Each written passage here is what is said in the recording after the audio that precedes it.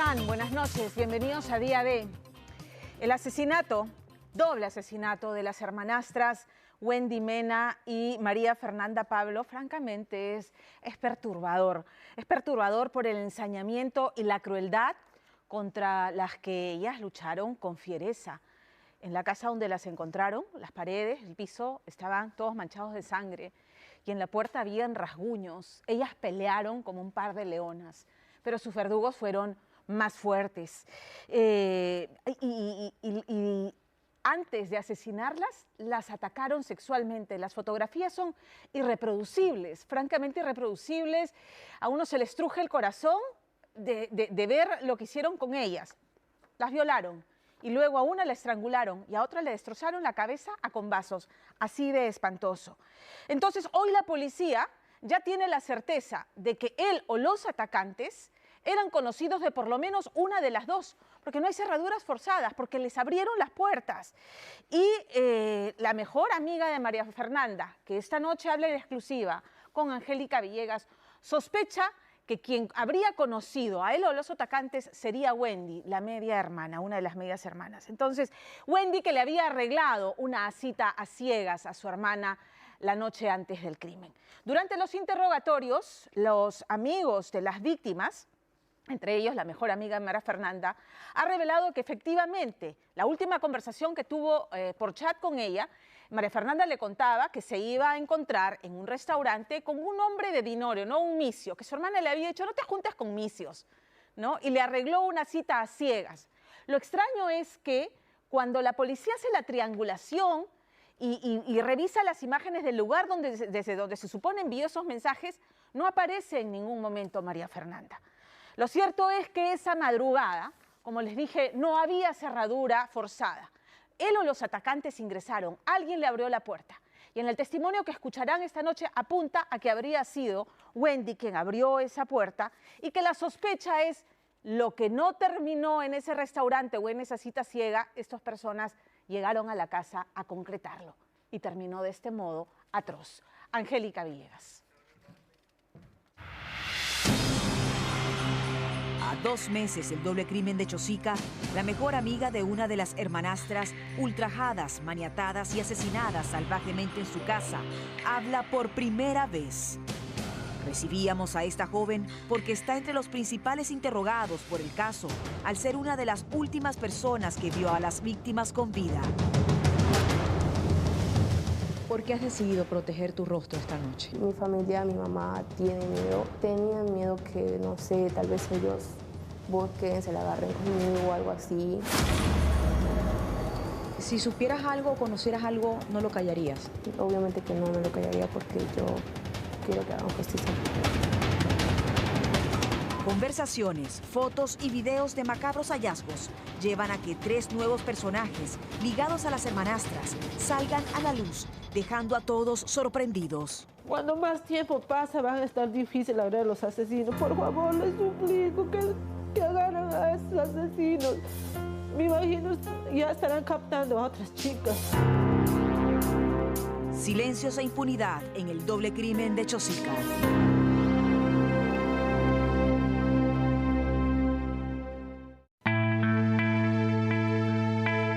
Chosica, domingo 12 de marzo, horas antes de un doble crimen.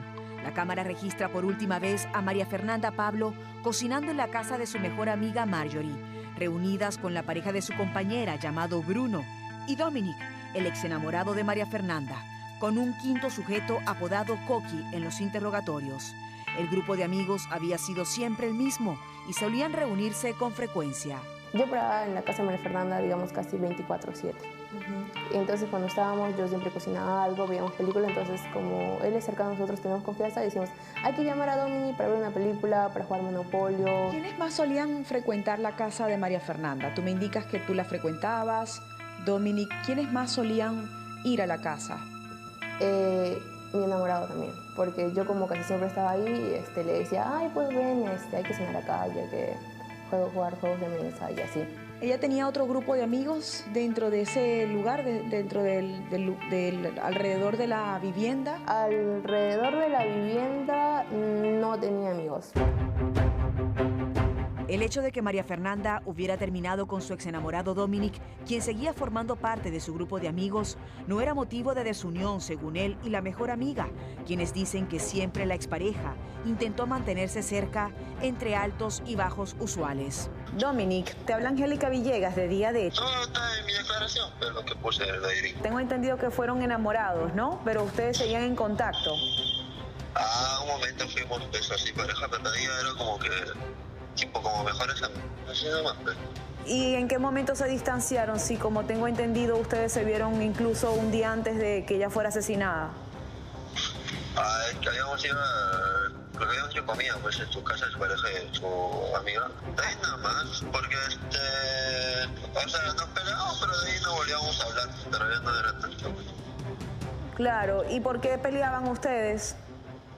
No, esta es la cosa de mi declaración de Irene, que habíamos ido a una fiesta y ella habló cosas que a mí no me gustaron y ya, pues, le dejé de hablar nomás.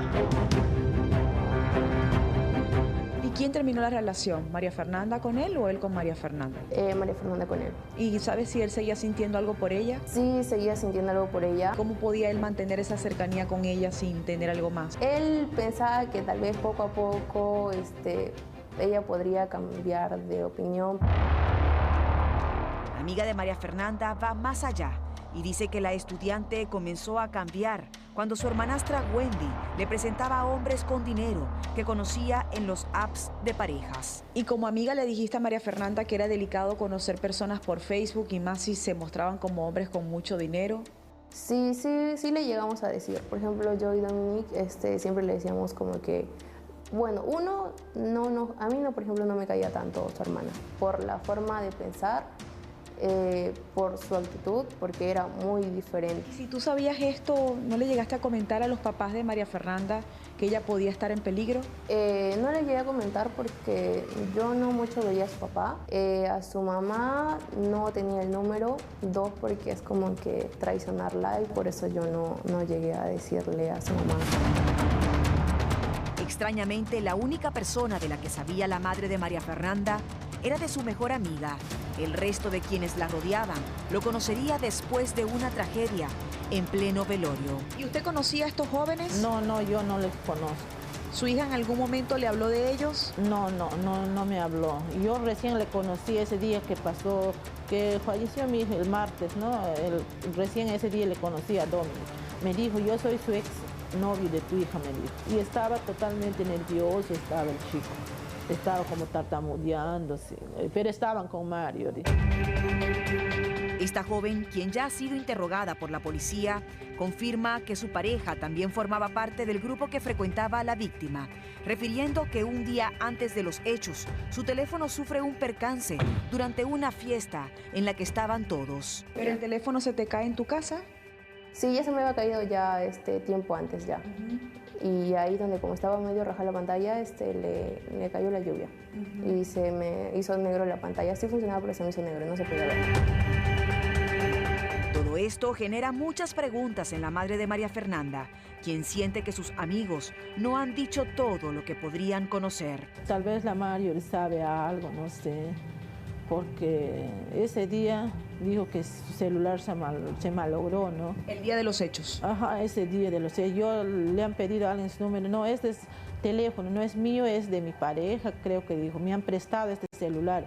El mío se ha malogrado, dijo. Tal vez ella no quiere hablar, no sé. Así regresamos a esta foto que capta María Fernanda horas antes de su crimen, cuando estaba en la casa de su mejor amiga, según versión de ella, quien indica que compartieron un almuerzo con el enamorado, su ex y otro sujeto más, marchándose, según el testimonio, la estudiante a las 3 de la tarde, porque tenía unas citas ciegas en un centro nocturno con un hombre que había conocido en redes a través de su hermanastra.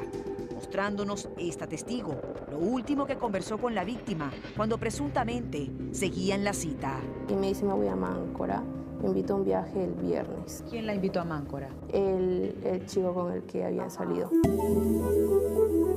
Aunque una de las amigas de María Fernanda presenta los chats para confirmar la ubicación de la estudiante horas antes de su crimen, la policía, al revisar las cámaras de seguridad, no encuentra a esta jovencita en ese lugar y a esa hora. ¿Dónde estaba entonces María Fernanda Pablo? ¿O quién había estado usando su teléfono? Es la madrugada del lunes 13 de marzo. Según la pesquisa, personas de confianza visitan la casa de María Fernanda, ultrajándola a ella y su hermanastra, para luego asesinarlas. El día de los hechos, según algún vecino, habrían visto que María Fernanda y Wendy descienden de una camioneta. ¿Tenías esa información? Sí me llegué a enterar días después. ¿Quién en el vecindario tenía camioneta? La única camioneta que paraba cerca a su casa era la de mi enamorado. En las investigaciones muchas preguntas. Pareciera que más bien ellas recibieron la visita porque estaban en ropa de casa. Si estaban en ropa de casa, llegaron en una camioneta. ¿Quién llegó a visitarlas y ellas les abrieron la puerta? Porque lo otro es que no sabemos quién te escribió esos mensajes. Yo sé por qué sí es cierto de los mensajes de Rústica, porque yo sé su manera de escribir. En las investigaciones muchas preguntas. Las personas que ingresaron a la vivienda conocían la vivienda. No hay cerraduras violentadas. Como amiga me imagino que tú te has preguntado qué pasó acá, ¿no? Sí, eso sí. Como le digo, lo único que yo creo es que María Fernanda salió con el chico, Wendy salió con otro chico y se dieron como el alcance en un lugar y llegaron todos juntos en la camioneta que puede ser de uno de los dos chicos. La hipótesis de la policía es que los vecinos se abstienen de declarar sobre los ruidos que de seguro se escucharon durante el crimen, porque presumen que él o los asesinos rodean el lugar del hecho. Y para el momento en que todo ocurrió, ¿sabes dónde estaba el ex enamorado de María Fernanda? Para cuando ella se fue a la cita, él seguía conmigo alrededor de las 6, 7 creo de la noche. Supongamos que los hechos ocurren en la madrugada. ¿Dónde estaba el ex enamorado de María Fernanda en ese momento? Cuando yo estuve hablando con él estaba en su casa. ¿Y a cuánto de distancia quedaba la casa del ex enamorado de María Fernanda de la casa de ella? Queda una media hora, creo, algo así. Media hora, creo. ¿Y tu enamorado estaba contigo en ese momento? Sí, sí estaba conmigo. ¿No es que estamos hablando de que este doble crimen fue producto de celos? No. ¿De una situación que se salió de control? ¿De alguien que María Fernanda o Wendy conocían, que intentó ultrajarlas y la situación se salió de control? De celos yo diría que no fue por algo de celos o cólera ni nada de eso. Esta amiga de la víctima va más allá en la presunción del móvil. ¿Por qué crees que mataron a María Fernanda y a Wendy? La única lógica que yo saco es que María Fernanda siempre ha sido como que un poco reservada. O sea, por ejemplo, cuando estuvo con Dominic, nunca tuvieron algo íntimo, ¿no? Y siempre fue así. Y está segura que el día que mataron a María Fernanda, la persona con la que tuvo la cita se ensañó con ella porque se habría resistido a tener intimidad. A lo que yo saco en la conclusión es que ella tuvo la salida, luego se hicieron el alcance, llegaron juntos. Ahí se nota que ellos iban a continuar tomando. El que salió con María Fernanda quiso abusar, reaccionó algo así, entonces Wendy se metió. ¿Por qué estás tan segura que el ensañamiento comenzó con María Fernanda y no con Wendy? ¿Por qué estoy segura con María Fernanda? Porque ella era como que más de no. De ustedes cuatro, ¿quién vivía más cerca de María Fernanda? Yo. ¿Tú? ¿A cuánto de distancia? 3, 4 cuadras. Ah, eres de la misma zona. ¿Y nunca escuchaste ruido aquella noche? No, porque es a cuadras, pero nos separa, digamos, un cerro. El ex enamorado de María Fernanda, Tito, reiteró en esta llamada telefónica que maneja la misma versión de su mejor amiga y que están seguros que el asesino fue su cita de aquella noche. La policía baraja la posibilidad de que las personas que ingresaron a la casa ya habían ingresado antes, porque no hay cerraduras violentadas. La policía dice que el crimen lo cometieron personas conocidas y según lo que me cuenta Marjorie, las únicas personas que entraban eran ustedes y el enamorado de Marjorie. Claro. ¿Dónde estabas tú cuando ocurrió todo? O sea, yo estaba en mi casa volviendo descansando porque el día domingo había tomado bastante, pues. ¿Quién crees tú que mató a María Fernanda y a Wendy? Con las personas que salieron, pues, esa noche y habrán querido seguir ahí en la casa y cómo es. 2 meses del doble crimen en Chosica, todos los interrogatorios fueron hechos, pero se desconoce todavía los resultados de las huellas que dejaron los asesinos. Alguien tan cercano como para estar en un caso donde aún se respira la impunidad, sin detenidos.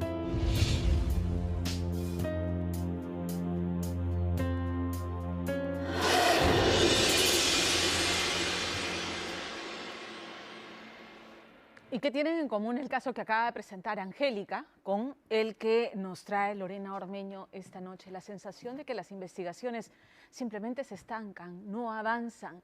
Y en este caso en particular con alguien muy perverso, muy retorcido, que con seguridad debe saber lo que pasó con Stephanie y sus 2 hijas, desaparecidas hace ya 7 años, y que sin embargo va sembrando pistas falsas sobre estas 3 mujeres.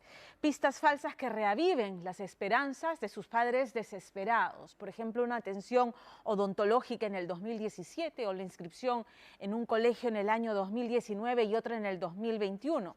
Por supuesto que luego, cuando van a hacer estos padres desesperados las averiguaciones en los lugares donde han aparecido estas pistas, nadie les da razón. Y lo que es peor, ni la fiscalía ni la policía, dicen estos padres, parecen tener interés en hacer las pesquisas y mucho menos investigar a esas personas. El padre de las criaturas, por ejemplo, un hombre al que describen como un hombre violento y con antecedentes, o por ejemplo la prima, esa prima que 12 horas después de la desaparición de Stephanie atacó al padre de la víctima, de la desaparecida, con una pistola, y que la pareja de padres señala como sospechosos. Un día antes de desaparecer, Stephanie tuvo una discusión con la presunta amante de su esposo, de Alejandro Pajuelo. Él sale y ¿cómo zanja la discusión? Metiéndole un bofetón a la madre de sus hijos. Y ese fue el puntillazo final para que ella finalmente entendiera que esa relación tenía que acabar, y ahí le puso punto final. Y el último registro que hay de ella con sus hijas fue en una fiesta infantil. A la salida, dicen los testigos, que la interceptó su prima, esta mujer, Jacqueline Díaz, y su pareja. Al día siguiente, el abuelo, como le había pedido su hija, va a recoger a su nieta para llevarla al colegio. Y se da con la sorpresa de que quien le abre la puerta de la casa es Jacqueline Díaz. Sostienen una discusión agria y el abuelo es agredido. Si no intervenía un vecino, quién sabe qué hubiera pasado, porque su pareja iba armada. Entonces, Jacqueline Díaz fue procesada por este tema, procesada y sentenciada, pero a 4 años de prisión suspendida. ¿Pero qué creen? No se vinculó la presencia de Jacqueline en la casa de la prima desaparecida, no se le incluyó en las investigaciones. De esto hace 7 años. No pasa nada, no pasa nada. Lorena Ormeño.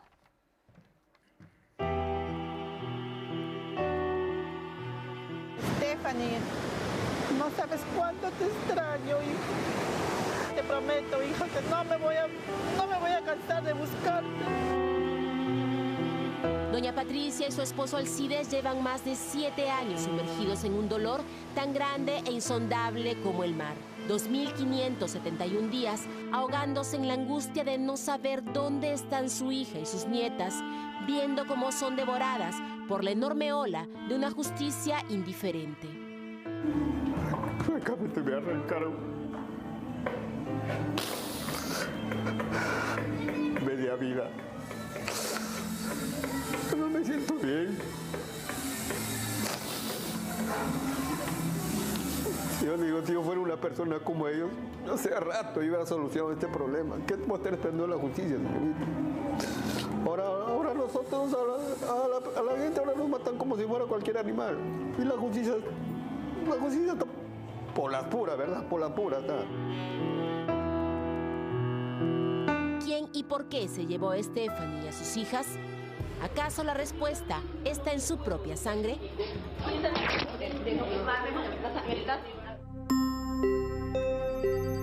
24 de abril de 2016. Esta es la última fotografía de Stephanie cargando a su hija Yamile, entonces con 7 meses, mientras sonreía viendo a Tatiana, de 5 años, bailar en el cumpleaños de un vecino. Luego de eso, las 3 desaparecieron.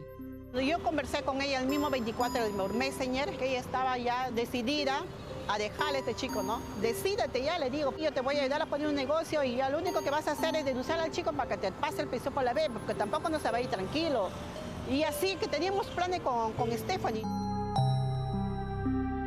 Patricia recuerda con dolor la última conversación con su hija, horas antes de que su paradero se hiciera un misterio.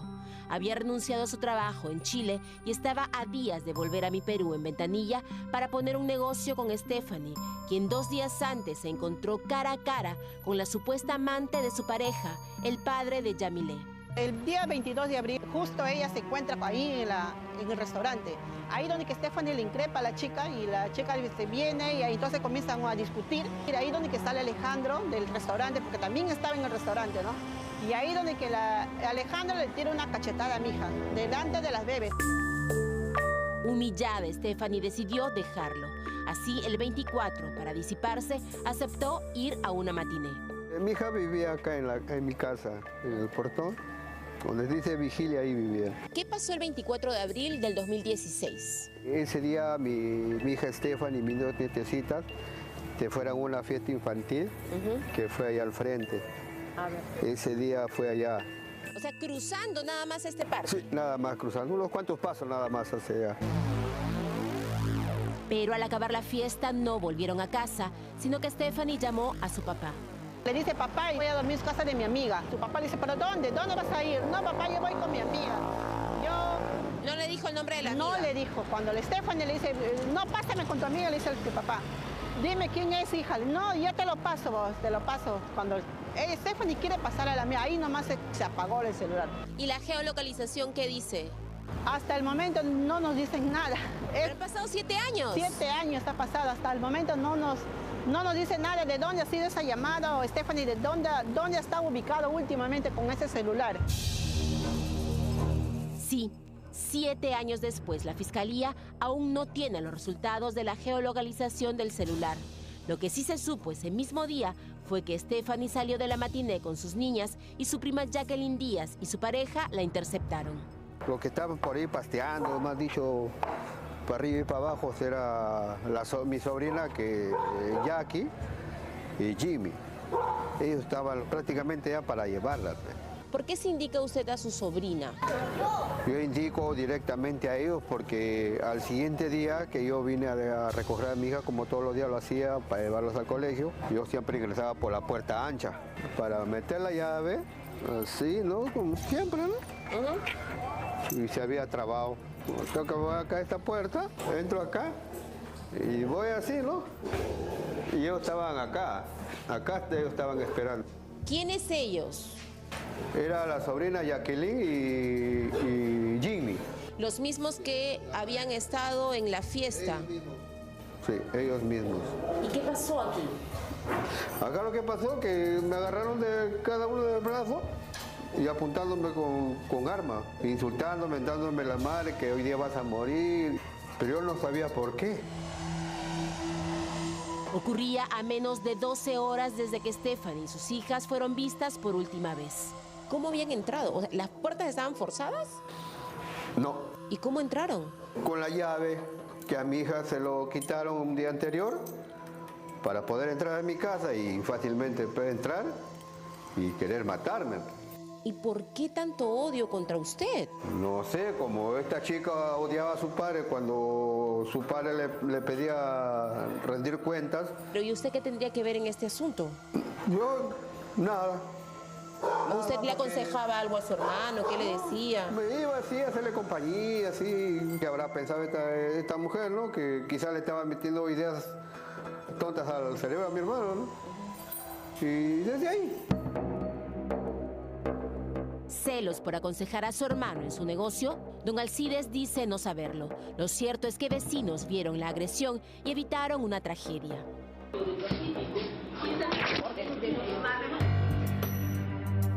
Aunque negó todo, la furiosa sobrina fue condenada por agresión a 4 años de prisión suspendida. Increíblemente, la Fiscalía no relacionó este incidente con la desaparición de Stephanie, aunque ocurrió a las horas y hallaron sangre entre sus pertenencias.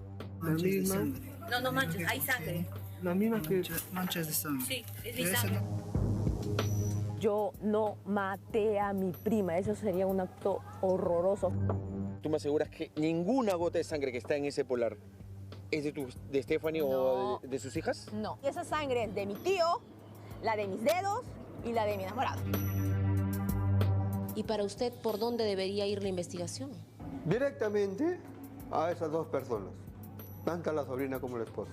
Esa llave dice todo, señorita. Esa llave nada más lo tenía mi hija, pero nadie más tenía llave. Jacqueline solo reconoció que vio a Stephanie y a sus hijas al salir de la matiné, pero dijo que solo estuvo con ellas 10 minutos. Pese a las sospechas, nadie la investigó, ni tampoco a Alejandro Pajuelo, pareja de Stephanie, que en 2016 parecía conmocionado, pero ocultaba su perfil violento. Ya pasaron 46 días y imagínense, qué cosa no se me pasa por la cabeza todos los días. Era muy impulsivo, porque yo después cuando fui averiguando con los vecinos, una amiga cercana a ella me dijo que Stephanie sí sufría agresión de parte de Alejandro. Delante de la bebé incluso tenía agresiones, incluso Tatiana, que ya era 5 añitos, ya iba a cumplir 6 años, ella era la que iba a la tienda y ella es la que contaba a la vecina, qué es lo que pasaba, en la que se peleaban muchas, incluso que una vez que le tiró cuchillo. Y ese lado violento se evidenció años después. En 2019, su nueva pareja lo denunció por presuntamente querer ahorcarla. ¿Qué pasó con Stephanie y sus niñas? ¿Quién y por qué las hicieron desaparecer? Peor aún, ¿quién, en un juego cruel, va dejando falsas pruebas de vida de ellas, como en la posta de Mi Perú? Todo acá en Mi Perú sabe que yo a mi hija la estaba buscando hace más de 7 años junto con mis 2 niñas. En el 2017, Stephanie se atiende supuestamente por un sangrado de encías. También se atiende Tatiana con el pediatra y también pasa a odontología. Cuando ya estaban desaparecidas en el 2017, yo pienso que alguien con una mente maquiavélica que quiere hacer pasar que mi hija está bien, ¿no? Cuando no está bien, ellas están desaparecidas, son 7 años. ¿Por qué no podría ser su hija y su nieta quienes atendieron aquí?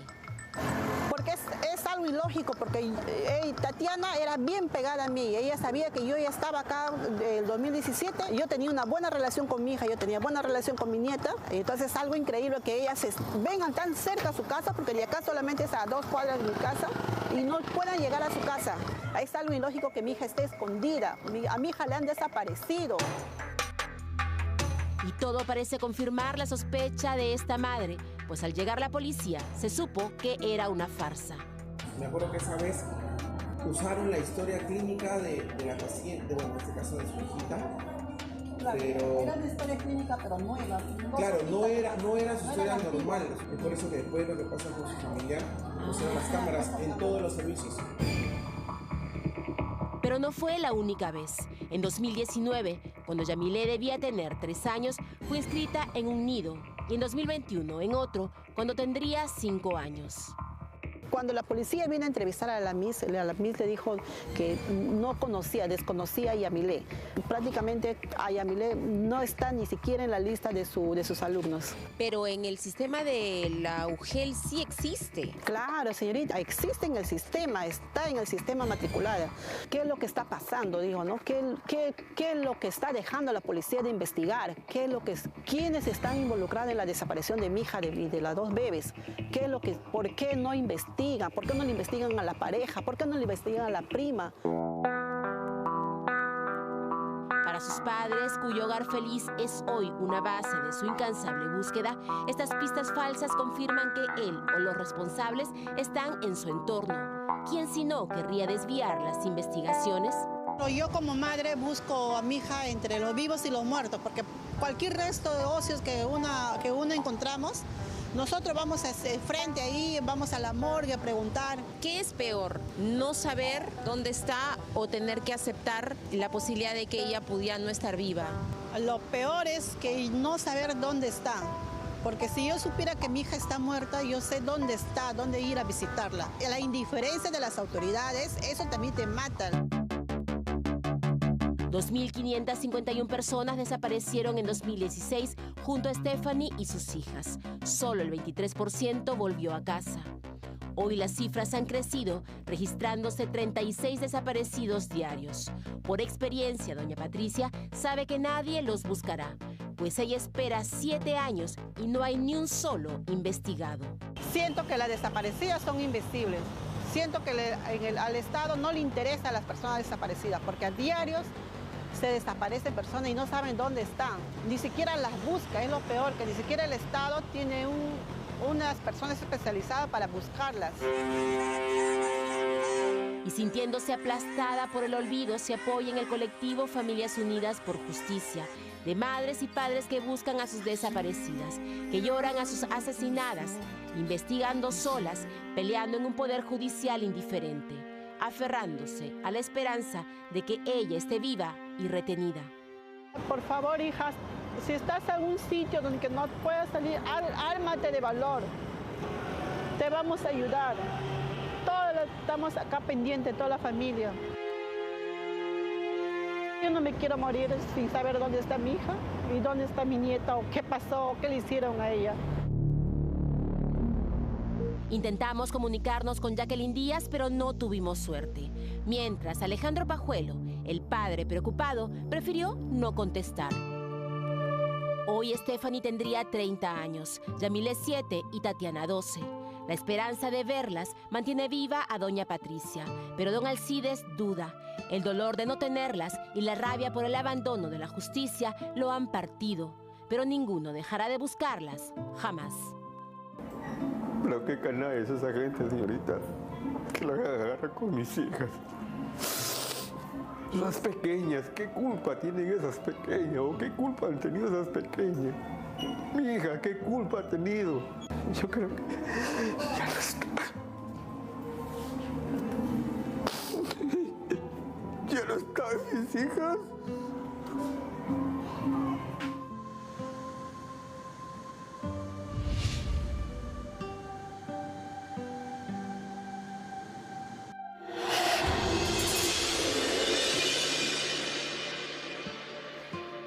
¿Repararon en la cifra que dio Lorena? 36 personas al día desaparecen en nuestro país. La cifra es de espanto, verdaderamente, y la Defensoría del Pueblo en su momento se pronunció sobre el tema como una situación de absoluta emergencia. En el 2022, hasta agosto del 2022, 12.617 denuncias de desaparición de personas había recibido la Policía Nacional. Estoy poniendo un dato particular. Las cifras tienen que estar actualizadas a la fecha de hoy. De esas cifras, 7.762 eran mujeres, 61,5% en total, lo que nos da 900 casos al mes. Ya Lorena actualizó la cifra. La desaparición de las mujeres ya ha sido contemplada por una modificación legal en nuestro país como una forma de violencia de género, porque la desaparición está vinculada a hechos de violencia de género, a la violación sexual, a la trata de personas y a los feminicidios. Entonces ya ese es un pequeño avance, muy pequeño ciertamente, frente a esto que no es un fenómeno, sino que es una realidad sobre la que no hay respuesta eficiente ni suficiente tampoco, porque entendemos pues que la policía, imagínense ustedes, abocarse a la búsqueda que debería ocurrir de cada una de las mujeres, niñas, adolescentes, hombres también que son reportados como desaparecidos. Pero es que para eso hay otra herramienta que es una medida pendiente, que es, por ejemplo, este sistema de mensajería de alerta temprana de emergencias, el SISMATE, con el cual se enviaría una alerta a los teléfonos móviles de los ciudadanos por si es que se encuentran cerca del radio donde ocurrió la desaparición de las personas. Yo recuerdo haber hablado de esto con quien ya no es más defensora del pueblo, lo ocupaba interinamente Adriana Rebollar, muy preocupada ella por el tema de la mujer, los derechos de la mujer y la protección de las minorías. Reclamaba que se ponga en práctica el uso del SISMATE. Todavía no. Y las primeras horas de la desaparición de una persona son las horas fundamentales para que no se pierda el rastro. Se desaparecen como si se las hubiera tragado la tierra. ¿Y qué hacemos? 7 años después, esta pareja de padres sigue con la herida abierta sin saber qué pasó con sus nietos, qué pasó con su hija. Qué difícil ponerse en sus zapatos, ¿no es cierto? Que son los zapatos de otras 30 personas esta noche, otras 30 familias que no saben cuál es el paradero de sus hijos. Qué dramático. Y hay herramientas que se diseñan y que se quedan en el papel. ¿Hasta cuándo? Bueno, cambiamos de tema, porque estamos hablando de violencia, ¿no? De violencia contra las mujeres, de violencia de género. Y entonces el juez que condenó a César Adrián claramente está convencido de que hizo muy bien en poner tras las rejas a quien, según su fallo, es un monstruo abominable. Y es que el crimen que se le atribuye a César es eso, horrendo, de haber abusado sexualmente de su media hermana de 4 años. Pero ¿qué ocurre? ¿Qué ocurre? Que el que sería el único testigo en este caso, el medio hermano de César, y su testimonio sería la única prueba en el expediente acusatorio, se retractó antes, de que el juez dictara la sentencia de 10 años contra César. Esta noche, ambos hermanos dan la cara, César, que se reclama inocente, y su medio hermano arrepentido, porque le dice a Richard Apolo, mi padre me coaccionó a acusarlo. Esta ha sido una venganza urdida por mi padre. El padrastro de César fue el que sentó la denuncia en el 2015 y a las autoridades le dijo, a mí en febrero mi hijo me contó que César se metía al cuarto de mi hija y abusaba de ella. Pero fue a sentar la denuncia en junio. ¿Qué pasó en esos 4 meses? ¿Por qué no fue inmediatamente? Bueno, en esos 4 meses este hombre fue echado de su casa y fue echado de su casa porque fue reiteradamente denunciado por la madre de sus hijos de maltrato físico y psicológico. Finalmente lo echa de la casa y él se va llevándose a la niña, no, la voy a sacar de este ambiente peligroso, me la llevo, lanzando un ultimátum, te voy a dar donde más te duela. El padrastro nunca llevó a la criatura a que pase por un examen médico legista, tampoco la llevó a la pericia de la cámara Gesell. Solamente en el expediente figura un examen psicológico de parte y, como les dije, el testimonio del medio hermano. El testimonio del medio hermano que se retracta y que dice, mi papá me coaccionó, me obligó a dar esta versión y además aleccionó a mi hermana para que dijera que habían abusado de ella. Increíblemente lo condenan y en segunda instancia se ha ratificado esta condena. Richard Apolo entonces investiga un poco, hurga un poco en los antecedentes del padrastro y lo que ha encontrado marcaría una especie de modus operandi en su forma de actuar, porque no habría sido la primera vez que actúa de este modo, sembrando acusaciones aparentemente falsas. Richard Apolo.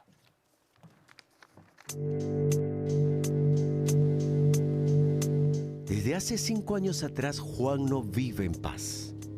Y es que el peso sobre sus hombros, dice, es una carga muy pesada, pues cada día lo atormenta la culpa de haber años atrás, cuando solo tenía 15 años de edad, mentido a la justicia y acusado falsamente a su medio hermano César Adrián, por un delito que afirma, jamás cometió.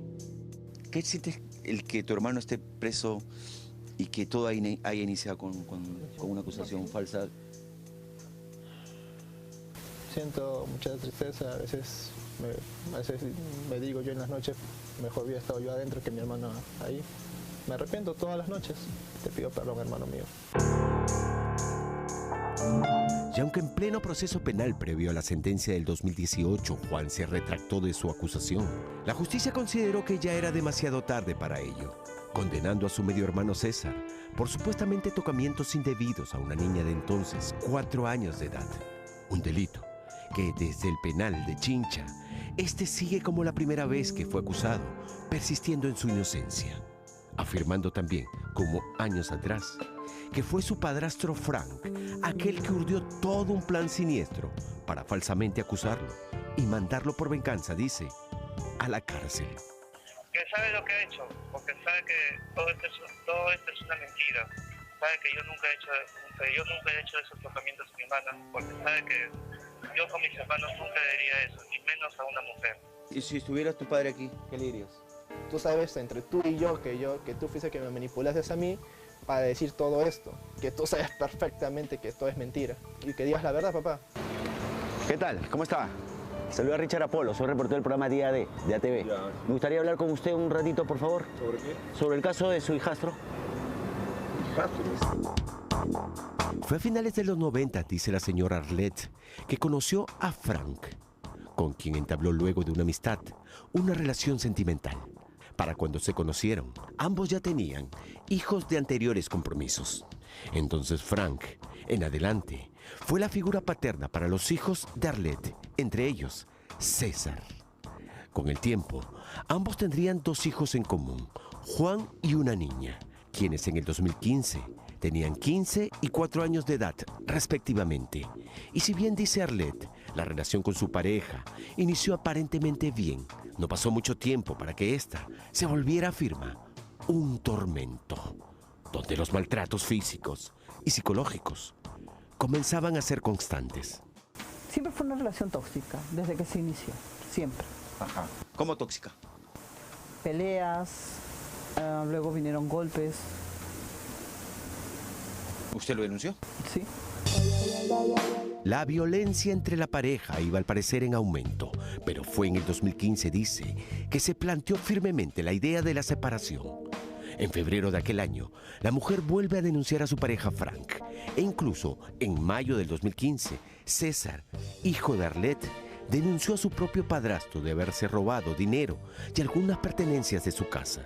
Ambas denuncias, según la mujer, fueron sin saberlo en ese momento el inicio de la pesadilla que terminaría con su hijo César tras las rejas, acusado, todo apunta, falsamente. Le dijo a César, oye, ¿esto es cierto? ¿Qué ha pasado? ¿Qué pensó? ¿Le dijo?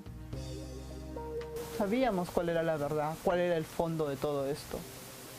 El fondo era la venganza de Frankie contra mí y hacerle daño al más débil.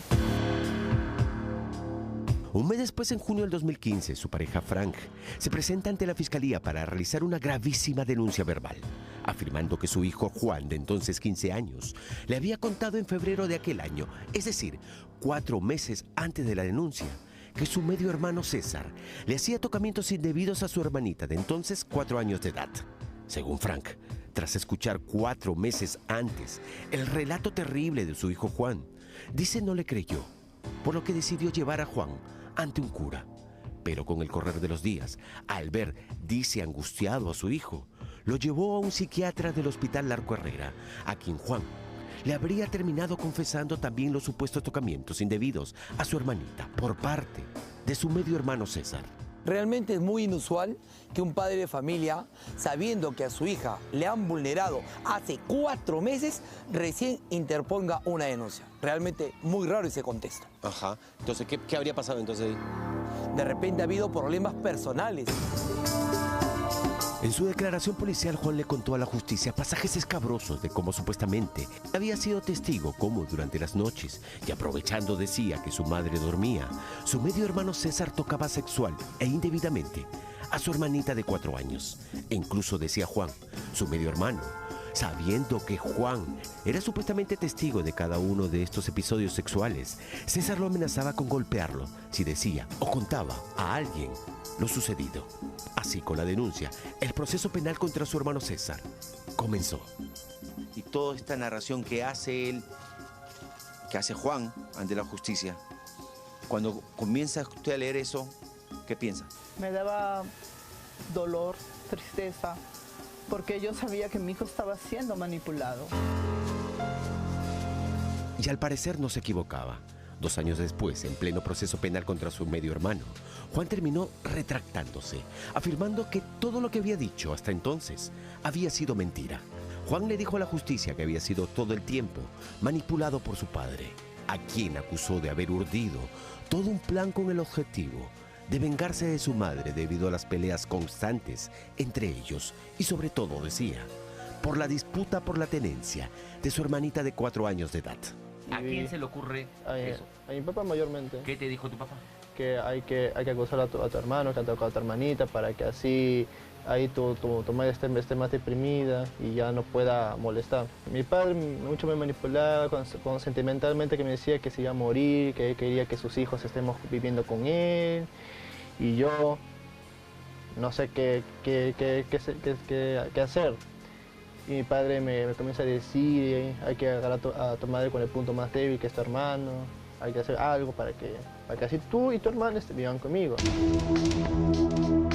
El plan diseñado por su padre años atrás incluía, señala, evitar a como dé lugar que su hermanita de 4 años, tras la gravísima denuncia de supuestos tocamientos indebidos, pase por cámara Gesell y médico legista. Pues dice, si eso sucedía, los especialistas inmediatamente se hubieran dado cuenta que la denuncia era falsa. Por eso, según Juan, su padre buscó a toda costa, pese a las citaciones reiteradas de la justicia, como consta en el expediente, no llevar a su hermanita ni a cámara Gesell, ni a las citaciones para el médico legista. Fue entonces, según Juan, que su padre, tratando de darle entre comillas validez a la historia que estaban inventando, recurrió a un informe psicológico, donde supuestamente se recogía el testimonio espontáneo de su hermanita respecto a los supuestos tocamientos que había sufrido a manos de su medio hermano, César. La entrevista fue a puerta cerrada y lo extraño es que se formularon preguntas porque según la entrevista y según la sentencia dice que la menor contestó de forma espontánea, pero tú no respondes de forma espontánea si no hay preguntas, pues. Incluso indica en la sentencia que participó luego el papá de la menor, es decir, el papá también lo entrevistó el psicólogo, es lo que indica la sentencia, ¿no? Le dio alguna información, pero en el caso de la cámara Gesell participan el abogado, el fiscal, el psicólogo y el abogado incluso de la agraviada. En este caso no participaron nadie de ellos. Pero lo más grave es que la historia contada por la menor de 4 años y que se recoge en aquel informe psicológico, escuche bien, fue una historia que, dice Juan, por orden de su padre, aleccionó e instruyó repetir a su hermanita ante el psicólogo. Eso también fue mentira, ya que mi padre me decía, prácticamente me obligaba a mí para que yo le enseñe eso a mi hermana. ¿Cómo así? Que como tu hermana te hace más caso a ti, ¿ya? Tú dile que tu mamá es mala, que tu mamá le pegaba con el palo, con la escoba, con la correa, que tu hermano Adrián le tocaba y que le hacía todo eso. Tu hermanita aquí, tú le enseñaba qué decir. Exacto. O sea, te hacía caso a ti. Ajá. No entendía nada de lo que te estabas diciendo. Ella como que era como que un juego de palabras. Okay. Ella ve como un juego, no como que algo malo.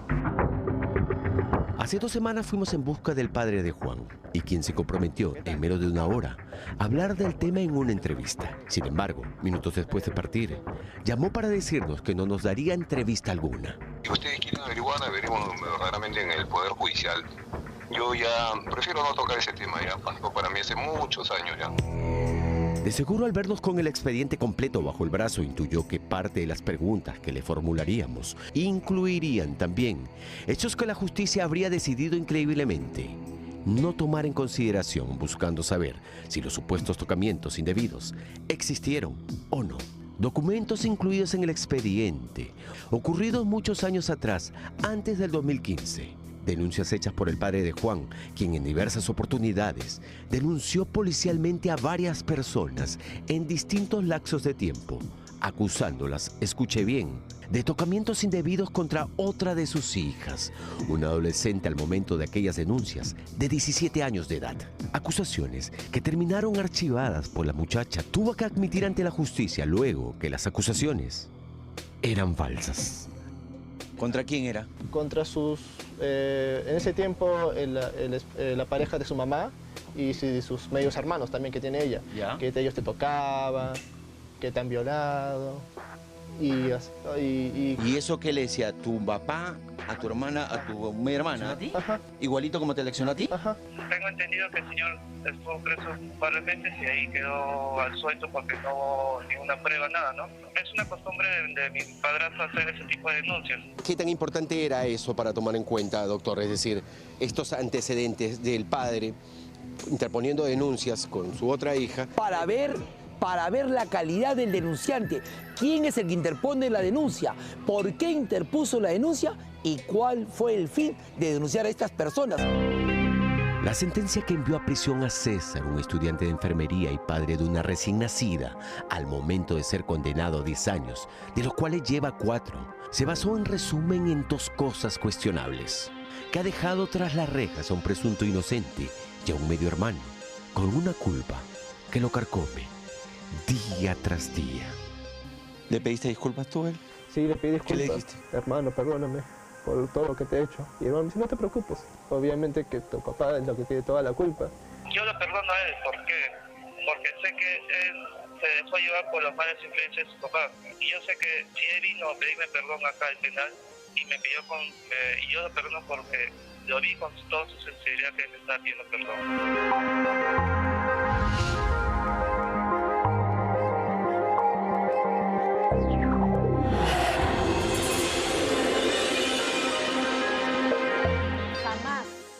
Jamás me oirán a mí, ni oirán aquí en Día D una defensa cerrada a un abusador, a un violador de menores de edad.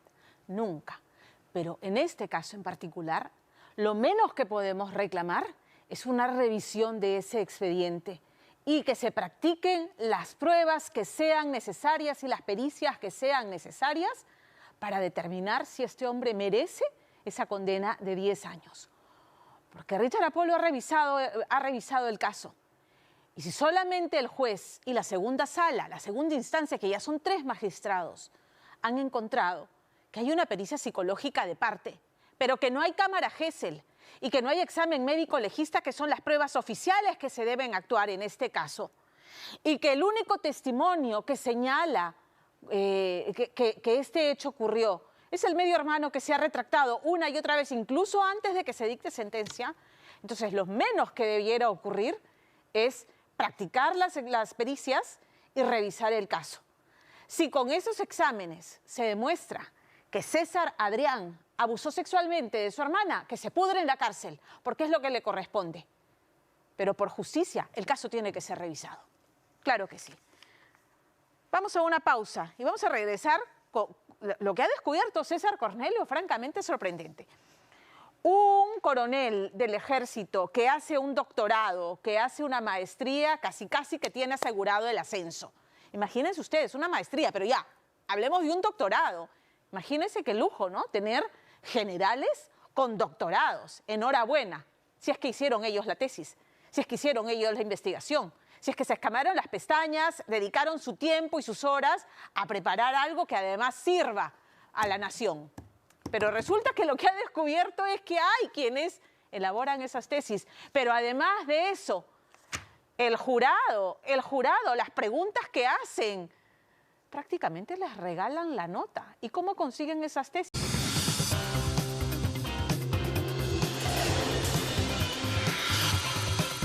A contrapelo de la novela de Gabriel García Márquez, César Cornelio ha descubierto que hay un grupo de coroneles, un nutrido grupo de coroneles del ejército, que sí habrían tenido, pues, quien les escriba la tesis de doctorado, las tesis de maestría, que además han sido evaluadas por un jurado displicente, por decirlo menos, y van a ver esta noche los videos a los que ha accedido César Cornelio, que son absolutamente reveladores de cómo altos oficiales del ejército sustentan, ¿no? O sustentaron ante un grupo de catedráticos de la Universidad La Cantuta las tesis que en teoría ellos habían escrito, obteniendo además notas sobresalientes que les permitieron sortear con absoluta holgura el proceso de ascensos en esta Fuerza Armada.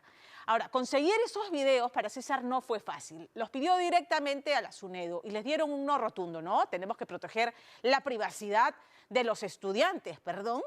¿Dónde están los repositorios de las tesis que son de acceso público? Porque debieran ser, pues, una contribución a la sociedad, una tesis de doctorado, una tesis de maestría. Muy bien, entonces César no se contentó con ese no y se fue al Tribunal de Transparencia del Ministerio de Justicia, que luego de varios meses finalmente le entregó el material y ha resultado ser una caja de Pandora. Una caja de Pandora porque los videos, el material que ha conseguido se condice con la denuncia que recoge César Cornelio esta noche, ¿no? El denunciante lo que refiere es que la Universidad de La Cantuta, o el Ejército, perdón, tiene un convenio con Corporación Jorge Basadre y que en la práctica esta corporación sería el nexo con la Universidad de La Cantuta. Esta corporación, cuando César llamó, le dijeron sí, por 6.000 soles se puede elaborar una tesis, pero tienes que venir en persona, ya van a ver el reportaje. El asunto es que ahí están, estas son las tesis con las que luego los oficiales que aspiran al ascenso van ante el jurado a sustentar. Y francamente en los videos lo que van a ver es que hay un jurado académico de catedráticos que sin mayor exigencia ni rigor académico, efectivamente, prácticamente les regalan notas sobresalientes a los postulantes. Sepa quiénes son. Este es el reportaje de César Cornelio.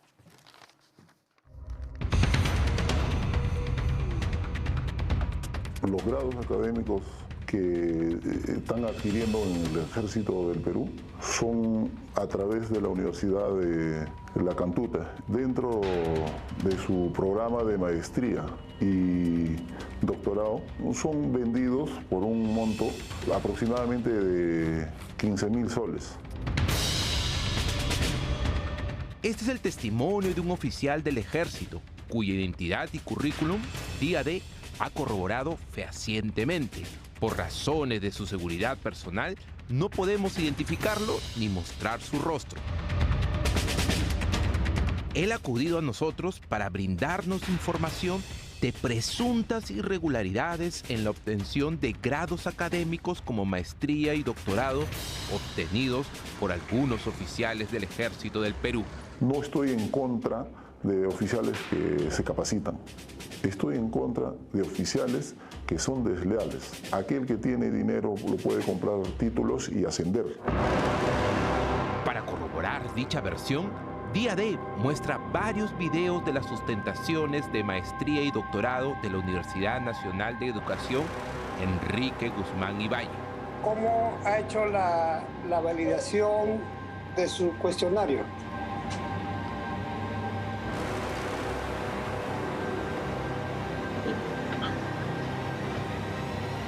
Ya, correcto. Lo hemos hecho a través de criterio de jueces, en el cual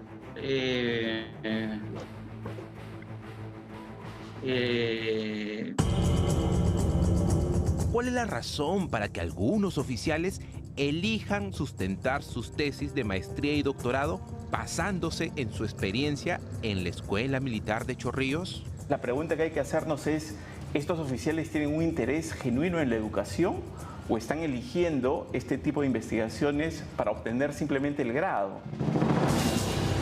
En agosto del 2022, oficiales del Ejército peruano nos informaron sobre irregularidades en la obtención de grados académicos de maestría y doctorado por parte de algunos oficiales. En octubre solicitamos acceso a la sustentación de tesis de maestría en formato de video de un oficial al azar que estudió en la Universidad La Cantuta. El coronel Bernardo Pablo Gersi cumplió con el requisito y la universidad respondió con una carta adjuntando el enlace del video de la sustentación. se autoriza el acto de sustentación virtual del graduando don Bernardo Pablo Gersi Prado.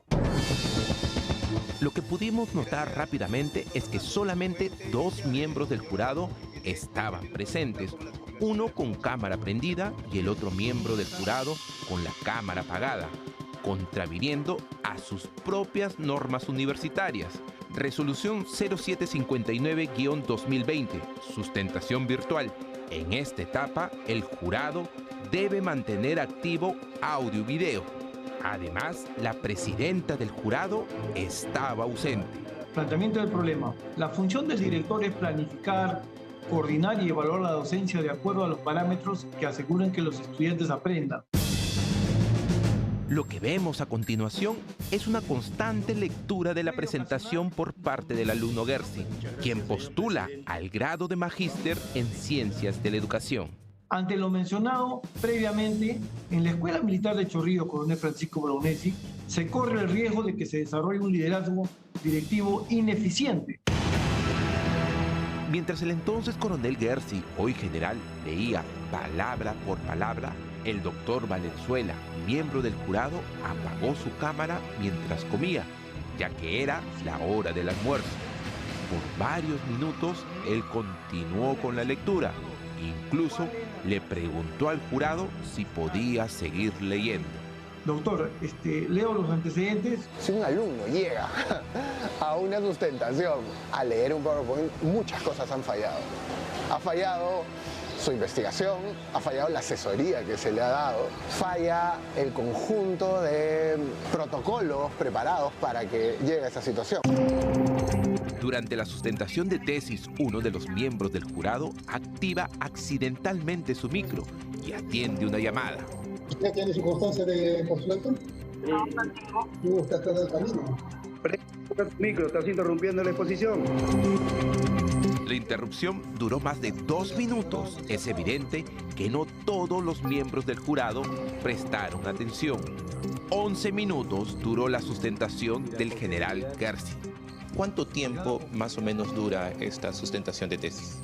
En todas las universidades dura entre 1 hora y 90 minutos. Es imposible que sea menos, porque se necesita un momento en el cual se leen los informes, sustenta el tesista y luego hay una discusión, un debate. Luego está la deliberación para ver qué nota le corresponde. El asesor de tesis, Fernando Flores Limo, quien según la SONEDU ha asesorado a 13 estudiantes de maestría y doctorado, todos ellos oficiales del ejército, solicitó una alta calificación para el alumno. Y en mérito de lo actuado solicito la aprobación del señor graduando con un alto calificativo. José Mora, su nota, por favor. 15 puntos, señor presidente. Perdón, 17. Bien, como jurado también de la exposición, he visto que dio respuesta contundente por la nota 18. Lo que se está evaluando no es un tema de una nota, lo que se está evaluando es si alguien ha logrado, finalmente lo que se decide es si alguien ha logrado la excelencia. No podría ser una discusión de tal nota, porque finalmente las notas terminan por ocultar lo que propiamente hablando se está discutiendo, que es si es que alguien maneja o no un tema. Tratamos de comunicarnos con el general Gersi a sus 2 números celulares, pero no obtuvimos respuesta. La universidad establece que la sustentación de tesis debe durar 45 minutos y la deliberación para la calificación 20 minutos. Resulta evidente que estos requerimientos no se cumplieron. En nuestra investigación solicitamos a la Cantuta la sustentación de tesis en video de oficiales del ejército. Sorprendentemente, fue rechazada por violación de privacidad. Impugnamos esta decisión y obtuvimos razón en nuestro reclamo. Negarse a entregar lo solicitado podría tener consecuencias legales.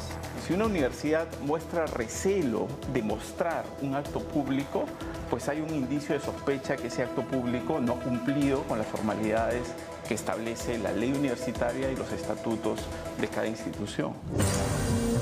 En la sustentación para el grado académico de maestría en Ciencias de la Educación, el comandante del Ejército Beltrán Bilboa Manuel, al empezar la exposición, ninguno de los miembros del jurado tenía la cámara prendida. Voy a tener la complacencia de sustentar mi tesis en lo que refiere a estilos de liderazgo y gestión pedagógica en los docentes de la Escuela Militar de Chorrillos, Coronel Francisco Bolognesi. La exposición se interrumpe por una conversación ajena a la sustentación. Nuevamente se demuestra la falta de interés de los presentes. Lo que respecta a los resultados, Aurelio, la mañana vemos ahí. Acuérdese de tu esposa, siempre dígale mi amor, nunca diga el nombre. Ya me pasó, ya, pero... Una vez me pasó, le dije... Aurelio, el micrófono está prendido, por favor. Pero lo más sorprendente ocurre a la hora de la calificación. Uno de los miembros del jurado asegura estar en otra acreditación. Juan Carlos, ¿qué nota le asume al graduando? Adelante, Juan Carlos. No está, creo. Adelante, Juan Carlos, tu calificativo. Sí, estamos presentes. Sí, tu nota. ¿Qué nota le das al graduando? Ok, doctor, estoy acá a la vez en otra reunión, ten de acreditar. Ya, bueno, yo le asumo nota 18 porque está bien planteado el trabajo. ¿Alguna objeción, doctor Aurelio? De acuerdo, doctor. Estoy de acuerdo con la nota y gracias por su benevolencia. Gracias. El jurado Juan Carlos Valenzuela Condori demostró una indiferencia desmedida en la sustentación de tesis. Por ello, nos comunicamos con el comandante Beltrán. ¿Cuál ha sido su tema de tesis? El tema de la tesis ha sido exactamente la implicancia del del oficial instructor dentro de la Escuela Militar de Chorrillos. Y el trámite lo hizo a través de la Corporación Jorge Basadre. Yo tengo las capacidades suficientes, mi hoja de vida, para yo realizar una tesis, ¿no?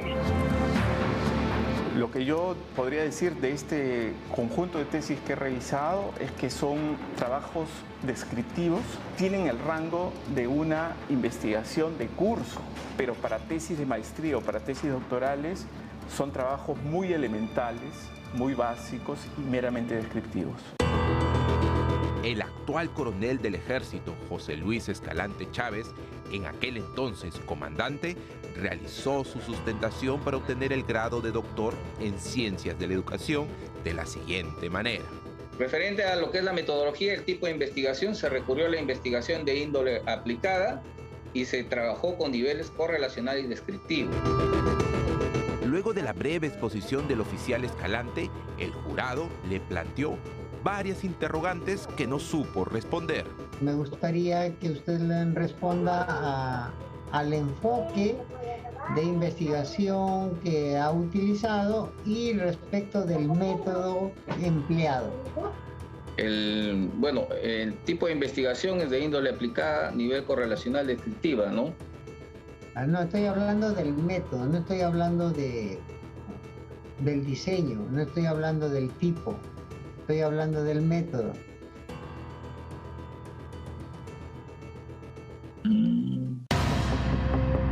Nos comunicamos con el coronel Escalante para que nos responda sobre la tesis de doctorado que realizó. ¿Usted ha comprado la tesis? ¿Usted de alguna manera ha pagado por ese grado académico? Yo soy personal que está en la institución y ahorita usted me está pidiendo información inclusive personal. La pregunta es sí o no, coronel. ¿Usted compró la tesis en la Corporación Jorge Basadre? Le pregunto por cuarta vez. Señor Cornelio, disculpe, señor Cornelio, he estado tratando de hacer con usted y hacerle entender, no le puedo dar esa información. En la mayoría de videos obtenidos por nuestro programa, los oficiales del Ejército leen de corrido todo el PowerPoint. Este es otro claro ejemplo. Teniente Coronel Janampa López Jorge Luis, grado al que postula doctor en Ciencias de la Educación. El tratamiento estadístico con las encuestas completadas por los docentes se procede a ingresar dicha información. Señor, ¿le digo todas las tres dimensiones o solamente o el siguiente? Después de la pregunta, el jurado nunca le respondió y el oficial siguió leyendo. Nos comunicamos con el comandante Janampa para saber si él había elaborado su tesis. ¿Usted compró la tesis en la Corporación Jorge Basadre? No, yo no compré la tesis. No, yo hice un doctorado en el año 2017, creo. ¿Cuál ha sido el tema de su tesis, comandante? Un ratito, mi hijita está acá. Ya, ahorita lo llamo. El nombre de la tesis, comandante, antes que lo pueda revisar por internet. Ayúdame.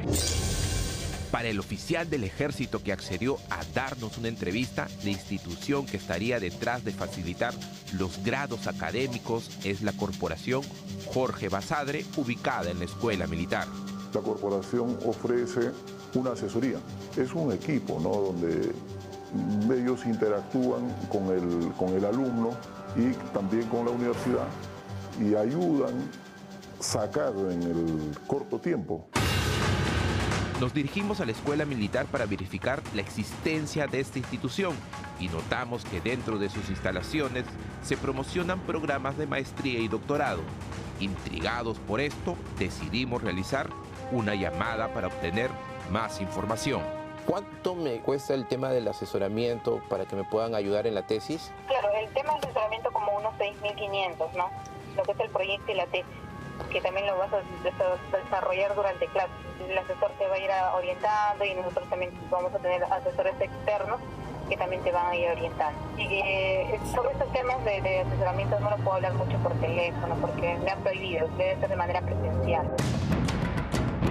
Al consultar al ejército sobre algún convenio con esta corporación, ellos nos respondieron: el ejército no tiene ningún vínculo ni convenio académico con la citada corporación en materia educativa. Universidad Nacional de Educación Enrique Guzmán y Valle, hemos llegado hasta aquí para obtener respuestas a las interrogantes que se dan acerca de nuestra investigación sobre la sustentación de tesis de maestría y doctorado que se da en esta casa de estudio. Después de varios días de espera y una mala coordinación con el encargado de prensa de la universidad, finalmente el director de la escuela de posgrado accedió a concedernos una entrevista el día lunes, después de la emisión de este informe. Por otro lado, tampoco obtuvimos ninguna respuesta de la SUNEDU en relación a los procesos que estaba llevando a cabo la Universidad Nacional de Educación Enrique Guzmán y Valle en la entrega de grados de maestría y doctorado. En el Perú vivimos un grave problema en las tesis doctorales, de maestría y de licenciatura. Existe mucho fraude, existe mucha informalidad, existe mucha ilegalidad. Tenemos que volver a pensar todo el sistema de evaluación y de presentación de las tesis para obtener los grados académicos.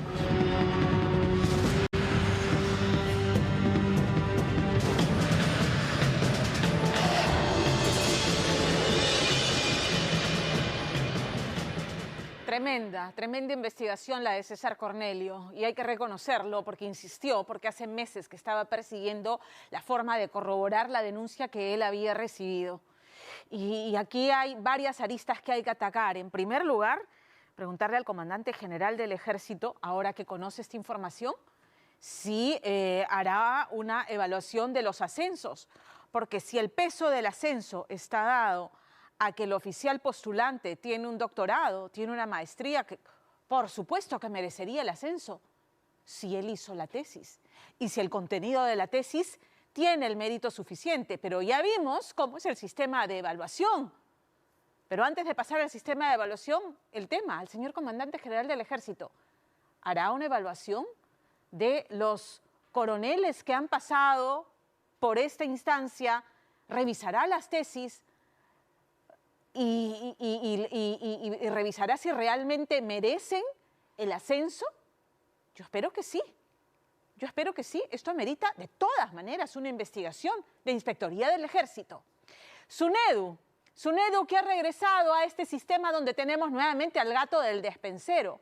¿Qué dice de esto SUNEDU? SUNEDU que se negó a entregarle a César los videos. ¿Por qué se negó? O sea, por eso es que hay repositorios de las tesis, porque las tesis, ¿no?, estos documentos deben ser de acceso público para que el resto de peruanos que no han hecho una investigación sobre el tema puntual se iluminen con el trabajo de investigación que han hecho estas personas. Ya vimos qué trabajo de investigación han hecho. Entonces, ¿por qué negarle la información? ¿Por qué? Y la Universidad La Cantuta. Esa sustentación de tesis, perdónenme, es vergonzosa. Y las respuestas, pero ni siquiera un niño de primaria que no hizo la lección. O sea, ni siquiera a un niño de primaria le permiten tener el PowerPoint para poder absolver preguntas sobre un trabajo de investigación que él tendría que haber hecho y que podría tener que responder, abundar en detalles, abundar en información, por qué él ha trabajado esa tesis. Francamente, vergonzoso. Deja muy mal parada a la universidad, deja muy mal parados a los catedráticos. ¿Y sabes a quiénes dejan peor? A estos oficiales, a los que tendrán que abrirles la investigación. Y tendrán que hacer una investigación, además, a ver cuántos oficiales del Ejército han pasado por esta corporación y hacer la investigación y ver si es que se pagó, no se pagó, si elaboraron la tesis, si no, y finalmente si merecen o no el ascenso del que están gozando. Qué vergüenza, gran trabajo de César Cornelio, qué gusto, caray. Cambiamos de tema, cambiamos de tono de la información, además, porque vamos a hablar de esta dinastía cumbiambera, que es el clan familiar de los Yaipen, porque los Yaipen son sinónimo de cumbia, ¿no es cierto? Esa cumbia que nace además en Munsefú, que es la tierra de estos hermanos tan prolíficos. El menor de los Yaipen, de uno de los hermanos Yaipen, Doni, ha decidido que se va como que destetar. Y qué difícil eso, ¿no? Además, decide hacerlo, decide anunciar su carrera de solista cuando, después de 20 años de formar parte de la agrupación y ya estar ocupando la posición de frontman, de vocalista, decide lanzarse al ruedo solo. Entonces, por eso es que Percy Guzmán se fue con él a Moncefú a recorrer un poco cómo es que él despega en la vida artística. Cómo es que su mamá, cuando era chiquito, tuvo que ir a Argentina para ayudar económicamente a la familia y se fue a trabajar y se quedó al cuidado de su abuela, que ya en paz descanse, de los profesores que lo vieron crecer en la escuela, cómo es que sus tías lo ayudan también en sus emprendimientos en el mercado de Moncefú, cómo es que también trabajó en el astillero al lado de su tío. La vida y milagros de Donny Yaipen, que se lanza como solista con Percy Guzmán.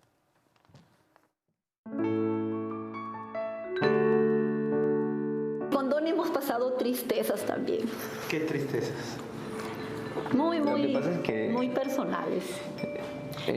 Mi mamá viajó. Él extrañaba mucho a su mamita, pero ella nunca se descuidó, siempre lo llamaba, siempre lo llamaba por teléfono. Les confió mucho mi niñez, mi cuidado y confiaba mucho en ellos. Mi mamá, a pesar de estar lejos, nunca se descuidó de mí ni de mi hermanito. La emoción que despierta el recuerdo de tener a su madre ausente durante su infancia fue uno de los momentos más difíciles en la vida de este joven cantante que hoy anuncia su nueva etapa como solista.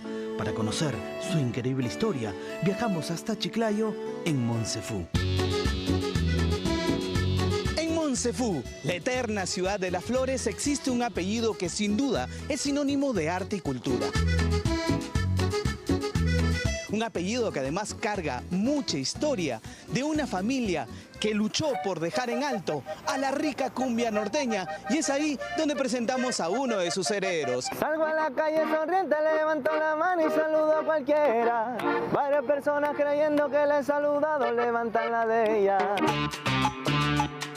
Donny se ha convertido en el Yaipen que todos quieren conocer, gracias a ese talento innato heredado de su familia.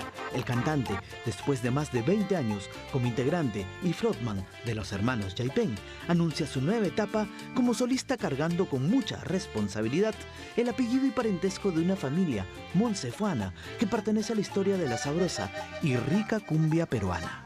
Todos son igualitos, ¿no? Es la marca que tenemos. Sí, tú pareces hermano de Cristian, ¿no? Es que somos casi hermanos porque llevamos el mismo apellido con todos ellos, ¿no? Apellido completo, ¿no? Yaipen Quesquén.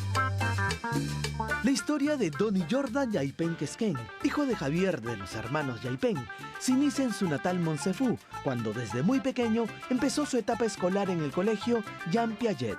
Y yo pasaba aquí parte de mi niñez, aparte que, bueno, yo estudiaba en las mañanas, por ejemplo, y en las tardes volvía acá al colegio para hacer mis tareas, porque ellos me ayudaban con mis tareas. Recuerdo que en el primer día de clases, nuestro recordado Elmer Yaipen también lo acompañó. ¿Y qué tal cantaba de chiquito? Precioso. Precioso. Precioso. Y siempre era sus fan las niñas. Ya Donny empieza y empezaban a hacerle el corito. ¿Qué cantaba? Siempre El pollito lito. ¿Cómo era? A ver, 1, 2, 3. El pollito lito es cascarón. Después de cantar El Pollito Lito, Donny ingresó al salón de clases donde pasó gran parte de su niñez, debido a que su madre, la señora Clarita, viajó a Argentina buscando trabajo para apoyar a la familia económicamente y lo dejó al cuidado de sus profesores. Por eso Donny considera a doña Norma y el director Eddie como sus segundos padres. Vamos todos juntos, ya empezamos.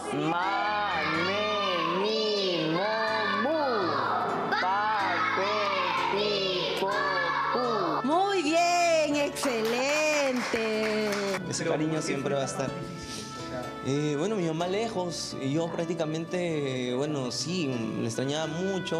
Bueno, mi papá paraba trabajando, yo prácticamente estaba solo y siempre estaba aquí, pues, estaba aquí con ellos, viviendo. O sea, el sentimiento es por eso también. Sí, el sentimiento es muy grande, sí, es como mi madre.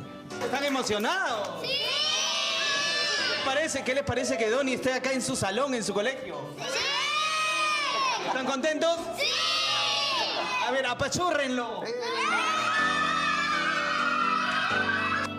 Con la la bonita y espontánea energía de estos pequeños alumnos, Donny nos lleva hasta esta pared del patio de su colegio, lugar donde se montaban las actuaciones, donde el pequeño Jordan, como lo llamaban en su cole, era el caserito de las importantes festividades como el Día de la Madre. Tú eres la tristeza y de mis ojos que lloran en silencio por tu amor. Me miro en el espejo y veo mi rostro, el tiempo que he sufrido por tu adiós. Después de cantarle a su viejita y trepar como cuando era un niño los árboles del patio trasero de su colegio, el buen Donny nos lleva hasta la casa que hoy luce vacía y en alquiler, donde vivió junto a su recordada abuelita. No vengo hace como más de 15 años creo, o no sé, creo que desde que falleció mi abuela. En realidad me da mucha nostalgia, me da mucha pena y recordar todos estos momentos pues de niño, las cosas que pasamos, cómo me acompañaba, todo el apoyo que recibí de parte de mi familia pues es muy especial para mí, ¿no? Doña Berta Huipán de Yaipén fue la amorosa mujer que con su deliciosa sazón norteña alimentó al pequeño Donny, dándole además abrigo y protección con especial sabiduría para que sea un hombre de bien.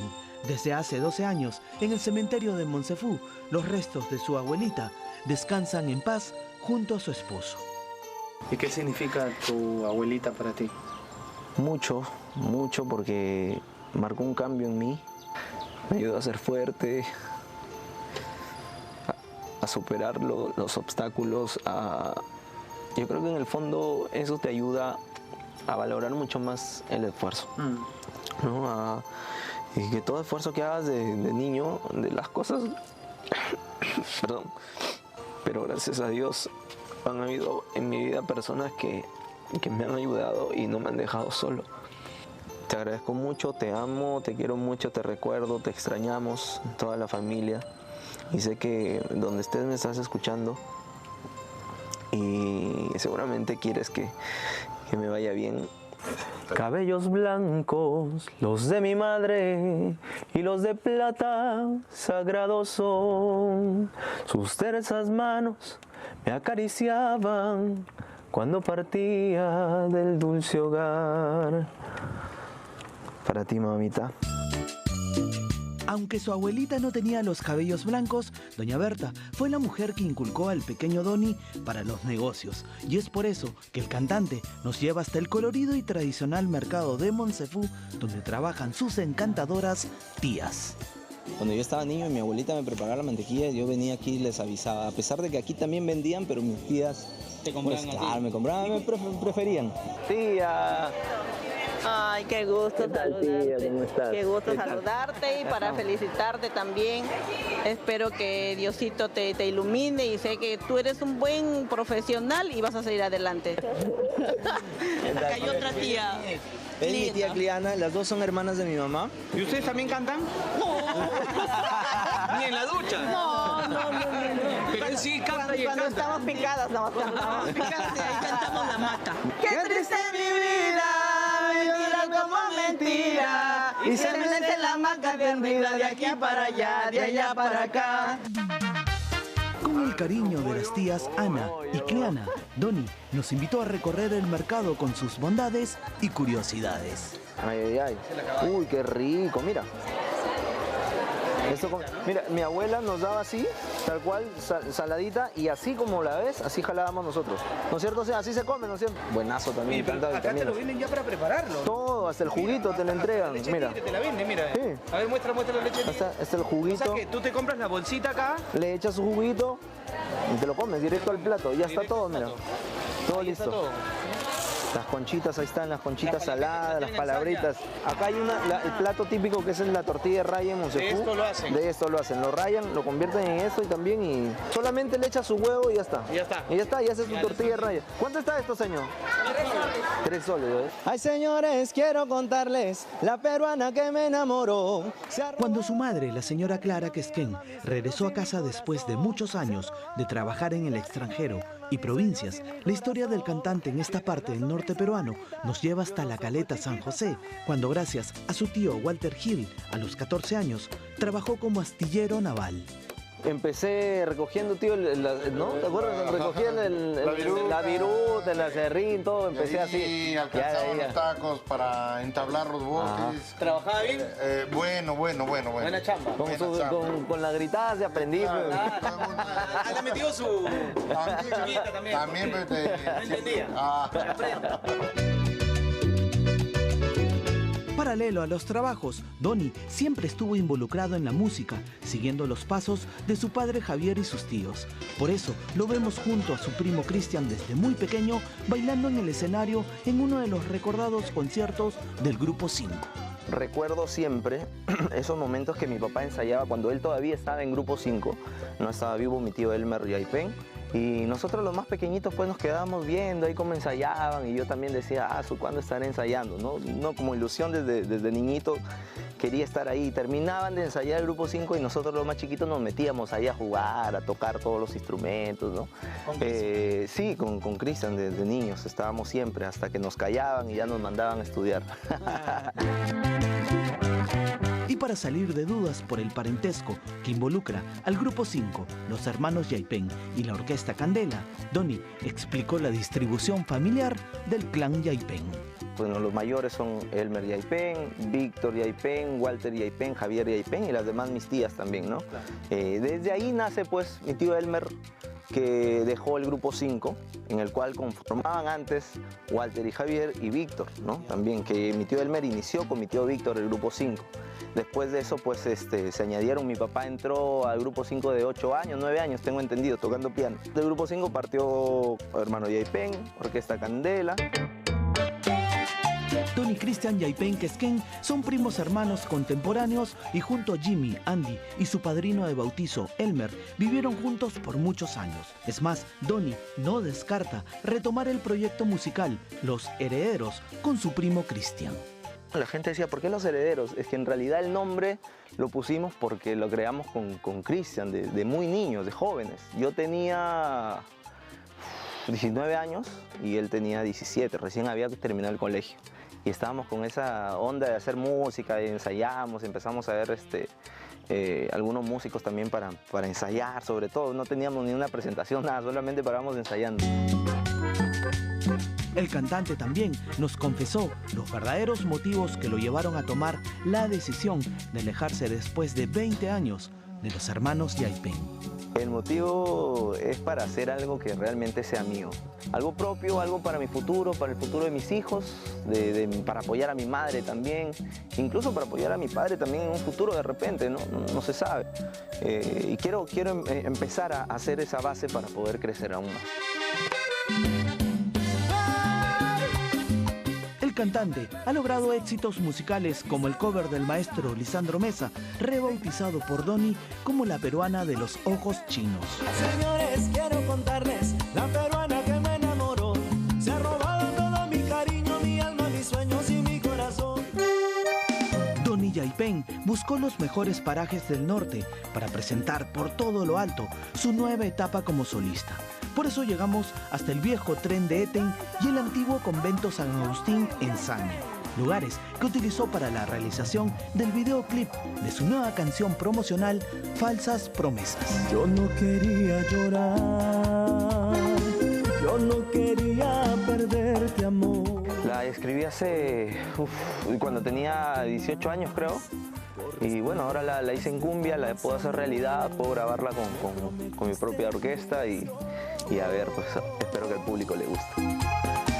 Para ti. Así dejamos al buen Donny, junto a su inseparable acordeón de botones, trabajando incansablemente para este sábado 27 de mayo a las 7 de la noche en el Mall Aventura de Santa Anita, presentarse totalmente gratis en esta nueva etapa como solista con el sello indiscutible del apellido Yaipen. ¡Gózalo!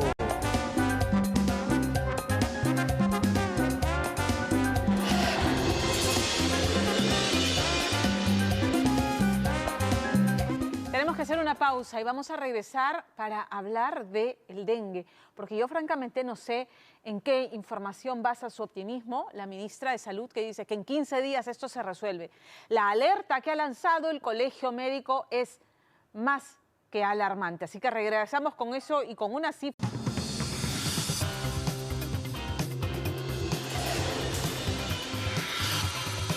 A ver, la ministra de Salud ha dicho públicamente que en 15 días el tema del dengue está controlado y yo me pregunto en base a qué ha hecho una afirmación que parece absolutamente temeraria frente a las cifras y a la alerta que ha lanzado el Colegio Médico del Perú, que ha advertido del desborde de dengue. Es alarmante por las cifras de contagios y fallecidos. Ha dicho que las autoridades involucradas en el tema, gobiernos regionales y locales y el Ministerio de Salud, no realizaron las intervenciones preventivas. A ver, ¿de qué estamos hablando? El Colegio Médico señala estar profundamente preocupado por la expansión y desborde de la epidemia por dengue en nuestro país y ha advertido que el número de personas contagiadas y fallecidas aumenta de modo exponencial y alarmante. En los últimos días son 12.789 nuevos casos que se van reportando en lo que va del año, acumulándose casi 90.000 casos. Es decir, 140% más de lo que se tuvo en todo el año 2022. En estos mismos días se ha incrementado a casi 400 las personas internadas por dengue, alcanzando 1.191 hospitalizados en total. De los 82 fallecidos por dengue hay 21 que se encuentran en proceso de confirmación, con lo que tendríamos más de un centenar de peruanos que han fallecido víctimas de una epidemia, ha dicho el Colegio Médico, que se pudo prevenir. A ver, ¿a qué se le atribuye esta situación que se ha desbordado, como decíamos, al ciclón Yaku, ¿no? Y al cambio climático, que han creado condiciones ideales para que el mosquito del dengue, que transmite el dengue, esté tan presente en la zona norte del país, muy calurosa, y también en Ica, que está sufriendo los estragos? Aguas estancadas, ¿no? Producto de las inundaciones y los desbordes, pero además el calor persistente que no se va por el fenómeno del Niño. Las recomendaciones son muy básicas: permitir que se fumigue. La fumigación, ¿qué hace? Mata el mosquito del dengue, pero las larvas que se incuban en las aguas estancadas, en las aguas de los floreros, en las aguas de las tinajas donde se guardan los reservorios de agua, en aquellas localidades donde no hay el servicio de agua potable, si no están debidamente sanitizados, si no se hace, como se dice, el abate. Hay que permitir que las cuadrillas ingresen ya el abate, que es ir y detectar si en estos recipientes hay larvas de dengue, y si es así, permitir pues la limpieza. Y la otra recomendación que también da el Colegio Médico es usar ropa de manga larga y repelente que se debe aplicar cada 3 o 4 horas de modo edad en las zonas de alto riesgo, cada 2-3 horas aplicarse repelente. La cosa se está saliendo, ya se salió de control, por eso nos llama la atención el optimismo de la ministra de Salud, a quien el Colegio Médico señala como directamente responsable de este desborde, porque dice no realizaron las intervenciones preventivas. Y quiero anunciarte que ya está colgado en nuestras redes digitales, en las redes digitales oficiales de Día D. Hablamos de YouTube, de Facebook y de Instagram, la entrevista que tuve, en realidad una conversación entrañable con Gustavo Rodríguez, autor del premio Alfaguara 2023, esta novela hermosa, 100 cuyes, que se las recomiendo con enorme entusiasmo, porque es una novela entrañable que habla sobre el ocaso en la vida de todos los seres humanos, que es la vejez, lidiar con la soledad, pero además querer acabar los días de un modo digno, con unos personajes maravillosos construidos a lo largo de toda la novela, que se te meten en el corazón, y que Gustavo, a través de su prosa, que creo que merecidísimo este premio, te mete en la piel de esos personajes. Es tragicómica, es deliciosa de leer, ocurre en Lima, es una novela con la que todos nos podemos identificar. Un adelantito de lo que ya está colgado en nuestras redes a continuación. Sus propios métodos, ¿no? En la escritura se habla de que hay los escritores mapa y los escritores brújula, ¿no? Los mapas son los que todo lo ordenan y lo tienen diagramadito. Ya. O sea, tienen ya una estructura pensada de principio a fin, más o menos. Sí, y los brújulas son los que van tanteando y se dejan llevar por lo que van sintiendo en el día a día. Ya. Yo soy brújula en la primera etapa. Yo soy soy mapa, o sea, ordenadísimo, para plantear el territorio de juego y los personajes. O sea, yo no me siento a escribir una novela sin saber cómo va a acabar. Yo ya sé que va a ocurrir. Lo sé, tengo los capítulos, yo agarro una sábana de papel, mi lapicero y digo, aquí va a pasar esto, aquí va a pasar esto, estos personajes van a hacer esto y así, y hasta el final. ¿Bien? Entonces, eso. Pero cuando ya me siento a llenar ese esqueleto en el día a día, ya de músculo, nervio, sangre, ¿no? Olores, aliento, lo que te hace vívida la novela, la historia, ahí sí soy totalmente brújula y dejo que los personajes afloren. Se apoderen de ti un poco, porque cuando describes olores, sabores, situaciones, uno va leyendo y uno se siente en la piel del personaje y te sientes en el lugar donde ocurren las cosas. O sea, lo transportas al lector. Sí. Y eso es maravilloso, porque sientes que lo estás viviendo con ellos. Yo creo.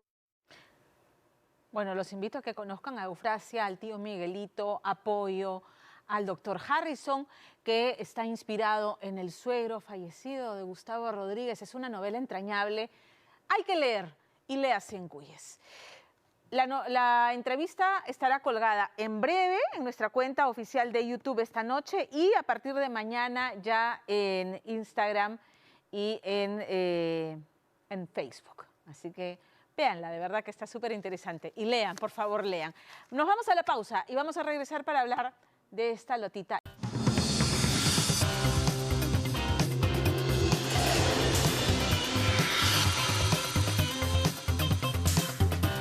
Quiero recordarte algo muy importante y esa es la razón por qué esta lata está aquí esta noche. Súmate al movimiento de Magia y colabora para que los niños con cáncer de todo el Perú tengan un lugar para ser atendidos. Eso es lo que hace Magia. Crea albergues para los niños con cáncer. Escanea el código QR de Yape o ingresa a www.lamagiacuraelcancer.com y apuesta por ellos. Muy bien, y con esto me despido. Nos vemos el próximo domingo, 9:55 de la noche. Gracias por acompañarnos. Chao.